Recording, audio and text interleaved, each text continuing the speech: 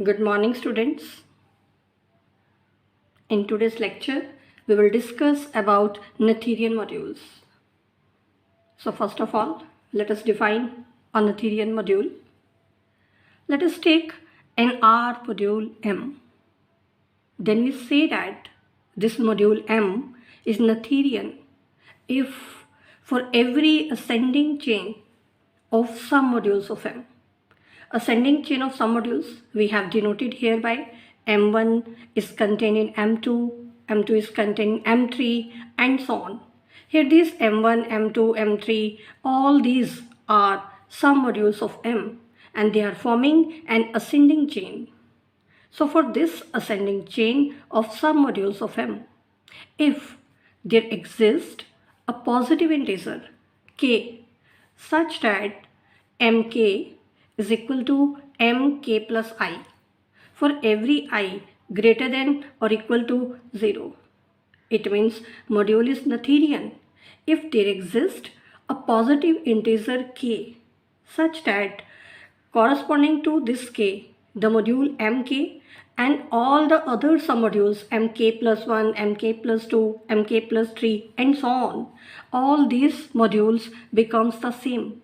Means the ascending chain of some modules of M becomes stationary after a finite number of steps. Then we see that the module is Noetherian. And if the ascending chain of some modules becomes stationary after a finite number of steps, this condition is called ascending chain condition. So we can define Noetherian module in terms of ascending chain conditions also. So we say that module is Noetherian if the ascending chain condition for the submodules holds in M. Then M becomes Noetherian. For example, a module having finitely many submodules, that is Noetherian module, because if we consider the ascending chain of submodules of this module, then that will be stationary after a finite number of steps, because we have taken finitely many submodules for this module. Now there is an important theorem related to Noetherian modules. Let M be an R module. Then we are to prove that the following conditions are equivalent. First condition is M is Noetherian R module. Second condition, every non-empty family of submodules of M has a maximal element. And the third condition is every submodule of M is finitely generated. We are to prove that the condition 1 implies condition 2 implies condition 3, and condition 3 implies condition 1. So first of all, we prove 1 implies 2. In the first condition, we are given that M is Noetherian R module. And we prove that every non-empty family of submodules of M has a maximal element. So let us take a non-empty family of submodules of M. We have denoted this family by F. And this is the collection of M lambdas where lambda belongs to the index set. Now, because we have taken this family to be non-empty family, so we can take a member from this family. So there exists an index, say lambda 1, belonging to the index set, such that the member M lambda 1 belongs to the family F. Now, either this element is maximal element of the family, or if this is not maximal, then there will exist some index lambda 2 belonging to the family of indexes, such that M lambda 1 will be properly contained in M lambda 2. Again, either this M lambda 2 is maximal element of the family, or there will exist index lambda 3 belonging to the index set, such that M lambda 2 is properly contained in M lambda 3. So, if the family F has no maximal element, then we get an infinite, properly ascending chain of submodules of M. But we get a contradiction because we are given that the module M is Noetherian. So this contradiction proves that the family must have a maximal element. So this proves the condition 1 implies condition 2. Now, next we prove the condition 2 implies condition 3. In the second condition, we are given that every non-empty family of submodules of M has a maximal element. And we have to prove that every submodule of M is finitely generated.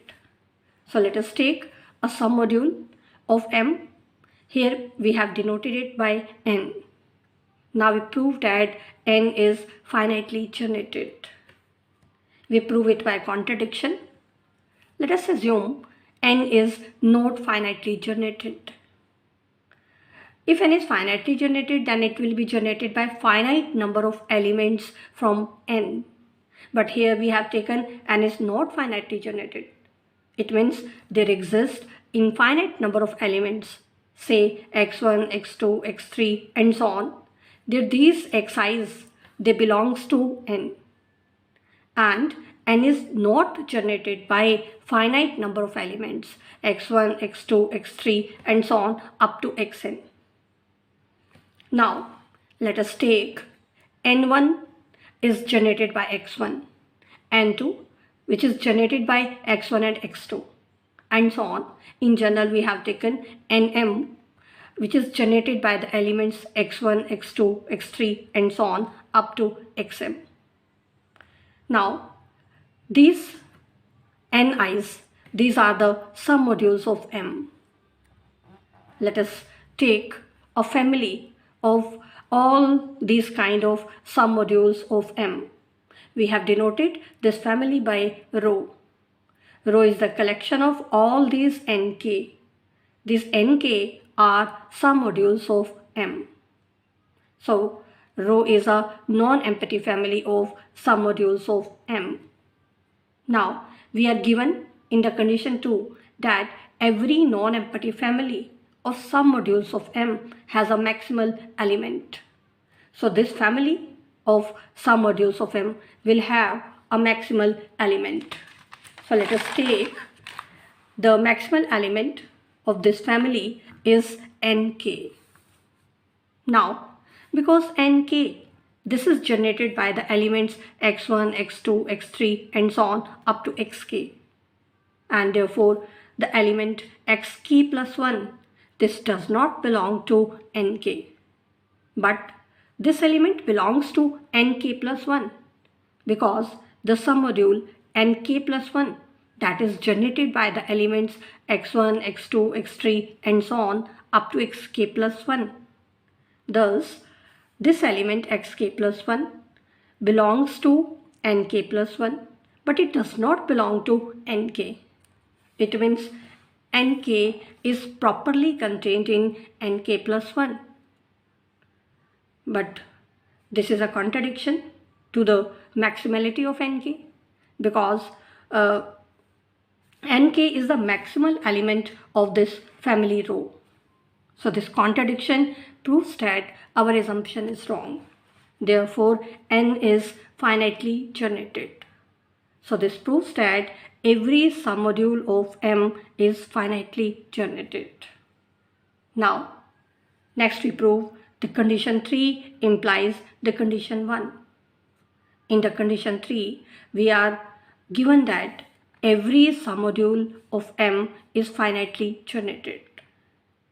And we have to prove that the module M is Noetherian. By definition of Noetherian, we will have to take an ascending chain of submodules of M. And we will have to prove that that ascending chain becomes stationary after a finite number of steps.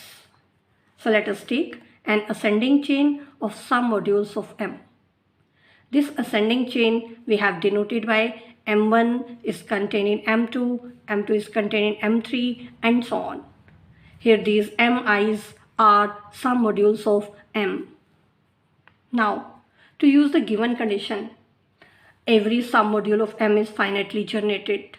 So first of all, let us form a submodule of M by taking the union of all these MIs. So let us take N is the union of all the MIs. These MIs are submodules of M. Now we claim that this N is submodule of M. So first of all, let us show that N is non-empty. Now because N is the union of MIs and these MIs are submodules of M and 0 element belongs to each MI. Therefore, each MI is non-empty and N being their union, that will also be non-empty. Now, next, let us take two elements X and Y belonging to N. Now, because N is the union of MIs and therefore if X belongs to N, then X will belong to at least one of the MIs.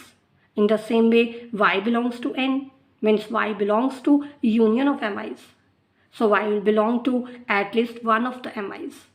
So let us take M and N to natural numbers such that X belongs to the module MM. This MM is the submodule of M. And also we can take Y belongs to the submodule Mn. Now M and N are natural numbers. Either M is greater than or equal to N or N is greater than or equal to M. So we have either the submodule MM will contain the submodule Mn or Mn contains MM. So from here we can say that either the elements X and Y both belongs to the module MM or both X and Y belongs to the module Mn. Now because MM and Mn, these are the submodules of M, and therefore if we take two elements from the submodule, then their difference again belongs to the submodule. So if X and Y belongs to MM, then X minus Y belongs to the module MM.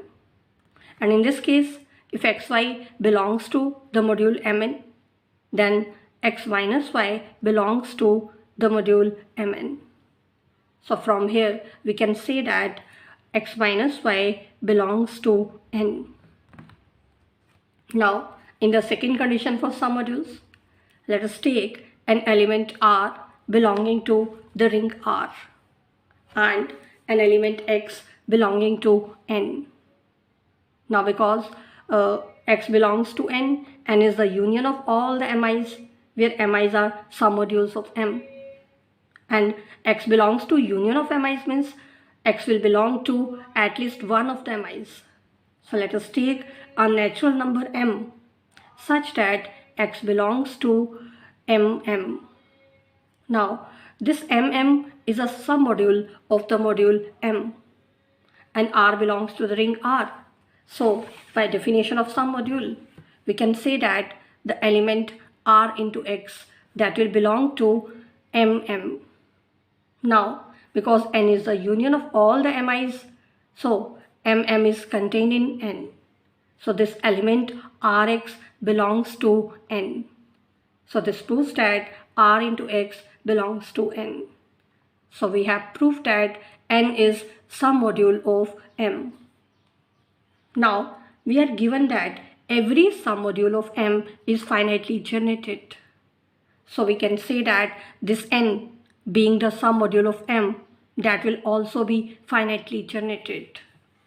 So by definition of finitely generated module, there will exist finite number of elements x1, x2, x3 and so on up to xn belonging to N such that N is generated by these N elements.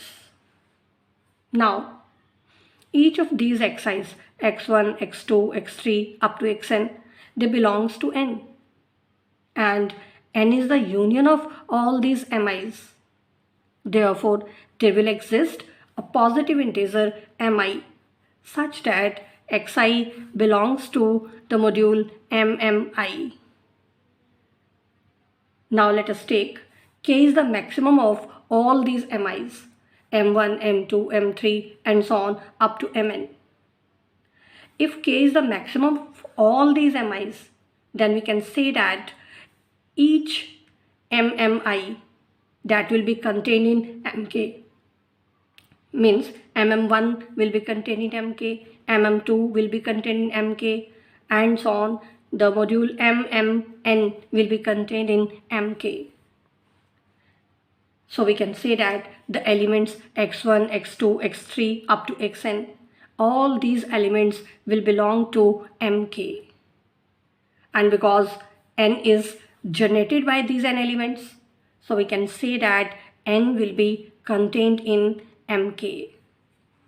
Now, because n is the union of all the MIs, and therefore being the union that will contain every Mk, so we can say that n contains Mk. Now n is contained in Mk, Mk is contained in n, so combining the two, we can say that n is equal to Mk. Now, if we take I greater than equal to 0, then from here, because n is equal to Mk, and each Mk is contained in Mk plus I, because we have taken an ascending chain of some modules of M, means Mk is contained in Mk plus 1, Mk plus 1 is contained in Mk plus 2 and so on. And this Mk plus I, this is again contained in N, because N is the union of all the MIs, where MIs are some modules of M. So from here we can say that Mk is equal to Mk plus I, and we have proved that every ascending chain of some modules of M becomes stationary after finite number of steps. And so by definition we can say that module M is Noetherian. So this proves the equivalent conditions.